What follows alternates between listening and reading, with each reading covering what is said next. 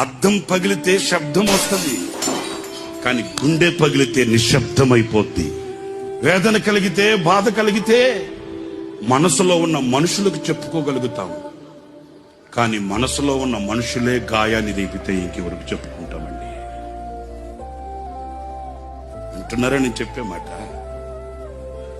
వేదన కలిగితే, బాధ కలిగితే మనసులో కొందరు ఉంటారండి, వాళ్ళతో చెప్పుకుంటామండి. మరి ఆ మనసులో ఉన్న మనుషులే గాయపరిస్తే ఇంకెవరితో చెప్పుకుంటామేంటి? దేహానికి గాయమైతే కుదుట పడుతుంది, ఎవరో సహాయం చేస్తారు, మేలు కలుగుతుంది. మరి గుండెకే గాయమైతే గుండె గాయాన్ని చూడగలిగిన వాడు ఎవడున్నాడండి? ఆ గుండెకు కలిగిన గాయమే ఒక గేయం. ఆ గేయమే ఈ సంవత్సరానికి మనందరికీ ఒక పాఠం.